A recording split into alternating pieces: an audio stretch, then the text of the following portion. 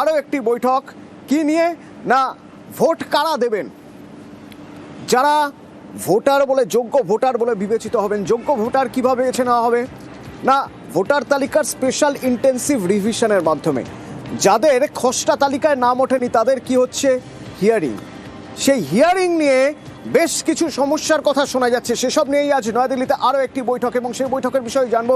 সোমরাজ রয়েছেন আমার সঙ্গে। সোমরাজ, রাজ্যের তরফে বেশ কিছু বক্তব্য তুলে ধরা হয়েছে, বেশ কিছু পয়েন্ট তুলে ধরা হয়েছে এই হিয়ারিং নিয়ে। আজ কি সেসব নিয়ে আলোচনা হতে পারে?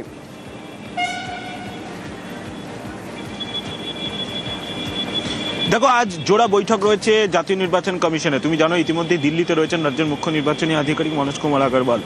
দুপুর 1টা থেকে একটি গুরুত্বপূর্ণ বৈঠক ডাকা হয়েছে, যেই বৈঠকে রাজ্যের সব জেলাশাসক তথা ডিস্ট্রিক্ট ইলেকশন অফিসাররা ভার্চুয়ালি থাকবেন। দিল্লিতে কমিশনের দপ্তরে থাকবেন রাজ্যের মুখ্য নির্বাচনী আধিকারিক মনোজ কুমার আগরওয়াল, এবং কলকাতা সিও দপ্তর থেকে থাকবেন কয়েকজন আধিকারিক ভার্চুয়ালি।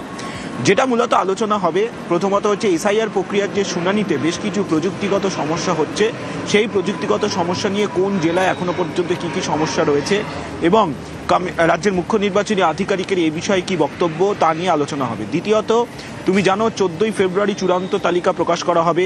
তার আগে 7ই ফেব্রুয়ারির মধ্যে শুনানি প্রক্রিয়া শেষ করতে হবে। লজিক্যাল ডিসক্রিপেন্সির মধ্যে এখনো পর্যন্ত 89 লক্ষ প্রায় ভোটার তারা রয়েছেন।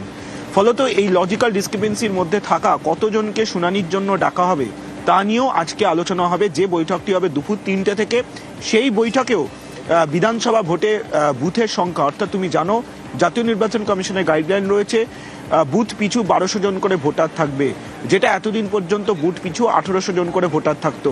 এক্ষেত্রে বুথের সংখ্যা বেড়ে প্রায় 90,000-এর কাছাকাছি দাঁড়াবে এ রাজ্যে। ফলত সেই বুথের সংখ্যা বাড়া এবং তার সঙ্গে সেই বুথগুলি কোথায় কোথায় হবে, কত দূরত্বে হবে, সে নিয়েও পর্যালোচনা হবে। যে বৈঠকটি হবে দুপুর 3টে থেকে। কিন্তু তার আগে দুপুর 1টার যে বৈঠক, সেই বৈঠকটা যথেষ্টই গুরুত্বপূর্ণ। তার কারণ এসআইআর প্রক্রিয়ার যে শুনানি, সেই শুনানি প্রক্রিয়া যাতে নির্দিষ্ট সময়সীমার মধ্যেই শেষ করা হয় এবং দ্রুত শেষ করা হয়, সেই নির্দেশ আজ দেওয়া হবে। পাশাপাশি অতিরিক্ত আরও কিছু আধিকারিক নিয়োগ করা হবে, যাতে এসআইআর প্রক্রিয়া শুনানিটা দ্রুত শেষ করা যায়। তুমি বুঝতেই পারছো, লজিক্যাল ডিসক্রিপেন্সির মধ্যে এখনো পর্যন্ত 89 লক্ষ ভোটার রয়েছে। 2002-এর তালিকার সঙ্গে মিল নেই, সেই সংখ্যা প্রায়।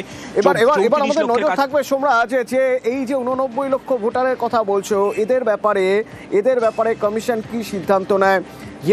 হিয়ারিং এর যে ত্রুটিগুলোর কথা বলা হচ্ছে, বা যেখানে যেখানে সমস্যা হচ্ছে বলা হচ্ছে, যে জেলাগুলো, সেখানে কি কি ব্যবস্থা নেওয়া হবে?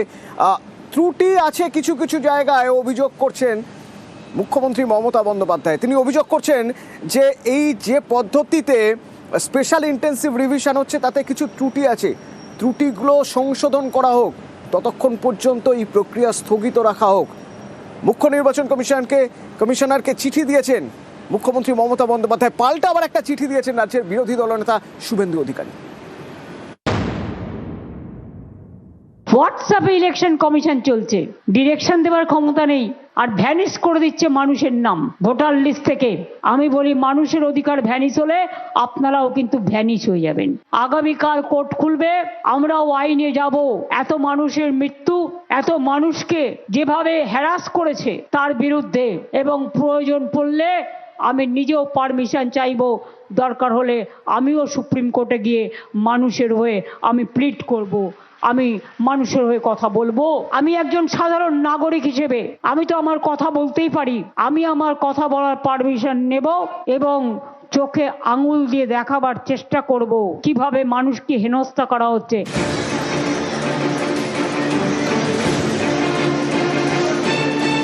সোমবার সাগরের মঞ্চ থেকে এভাবেই মমতা বন্দ্যোপাধ্যায়ের সুর সপ্তমে। মানুষের অধিকার ভ্যানিশ হলে আপনারাও কিন্তু ভ্যানিশ হয়ে যাবেন।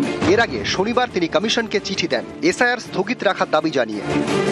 মুখ্য নির্বাচন কমিশনার জ্ঞানেশ কুমারকে লেখা চিঠিতে দাবি করা হয়েছে, ভোটার তালিকা সংশোধনের নামে পশ্চিমবঙ্গে পরিকল্পনাহীন, খামখেয়ালি ও সংবিধান বিরোধী প্রক্রিয়া চলছে। যথাযথ প্রস্তুতি ও প্রশিক্ষণ ছাড়াই এসআইআর চলছে। গোটা প্রক্রিয়া হয়ে উঠেছে ত্রুটিপূর্ণ এবং অবিশ্বাসের। কমিশনের নির্দেশ বারবার বদলাচ্ছে। হোয়াটসঅ্যাপ বা মেসেজে নির্দেশ দেওয়া হচ্ছে, যার লিখিত নোটিফিকেশন বা আইনি ভিত্তি নেই। এই অনিশ্চয়তা ও স্বেচ্ছাচারিতার ফলে প্রকৃত ভোটারদের নাম বাদ পড়ার আশঙ্কা তৈরি হয়েছে, যা গণতন্ত্রের পক্ষে ভয়ঙ্কর। তথ্য প্রযুক্তির অপব্যবহার করে ভোটার তালিকা থেকে নাম মুছে ফেলা হচ্ছে। 20-25 কিলোমিটার দূরে শুনানিতে হাজিরা দিতে বাধ্য করা হচ্ছে। বৃদ্ধ, অসুস্থ এবং সাধারণ মানুষকে। এই অপরিকল্পিত স্বেচ্ছাচারী এসআইআর অবিলম্বে স্থগিত করে ভুল সংশোধন করতে হবে, তা না হলে পরিণতি হবে ভয়াবহ। ভোটারকে বঞ্চনা এবং গণতন্ত্রের মূল কাঠামোর উপর সরাসরি আঘাত করা হবে। এর পাল্টা সোমবার কমিশনকে চিঠি দেন শুভেন্দু অধিকারী। তাঁর দাবি, অপর্যাপ্ত প্রশিক্ষণের অভিযোগ ভুল। সকলেই জানেন, অনেক আলাপ আলোচনার পরে এসআইআর চালু হয়েছে। পশ্চিমবঙ্গে 50,000 বিএলও ও ইআরওদের ব্যাপক প্রশিক্ষণ দেওয়া হয়েছে। গোটা প্রক্রিয়াতে স্বচ্ছতা রয়েছে। হোয়াটসঅ্যাপের মতো ডিজিটাল চ্যানেলের মাধ্যমে নির্দেশ দেওয়া একটি আধুনিক ব্যবস্থা। এছাড়াও সব তথ্য মিলছে নির্বাচন কমিশনের ওয়েবসাইটে। লক্ষ লক্ষ ডেটা এন্ট্রি হচ্ছে, সবটাই নির্বিঘ্নে এবং রিয়েল টাইমে। তথ্য প্রযুক্তি ব্যবহার করে ভোটারদের নাম মোছার যে অভিযোগ, তা কল্পকাহিনী। শুনানিতে যাদের ডাকা হয়েছে তাদের বাড়ি থেকে শুনানি কেন্দ্রের গড় দূরত্ব 10 কিলোমিটার। দূর থেকে শুনানিতে যেতে হচ্ছে বলে রং চড়িয়ে প্রচার করা হচ্ছে।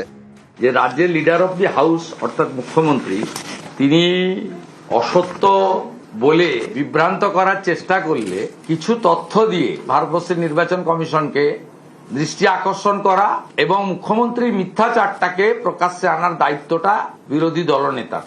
মুখ্যমন্ত্রীর যে অভিযোগগুলো সেগুলো খণ্ডন করেছে। মুখ্যমন্ত্রী বলেছেন কোনো প্রস্তুতি ছাড়াই এসআইআর প্রক্রিয়ার কাজ শুরু হয়েছে। ইলেকশন কমিশন অনেক আগে থেকেই ট্রেনিং দিয়ে এই রাজ্য থেকেও 1000-এর বেশি বিএলও এই ট্রেনিং প্রক্রিয়ার মধ্যে যুক্ত ছিলেন এবং ইলেকশন কমিশনেরও কিছু ত্রুটি হয়েছে।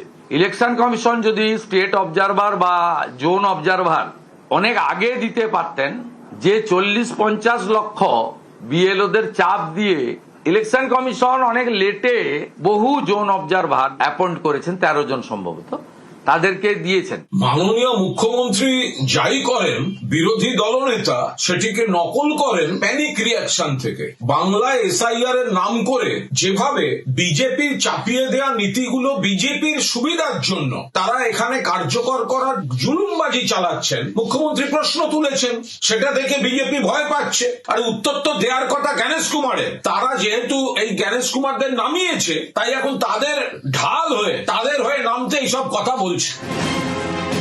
নিউজ 18 বাংলা।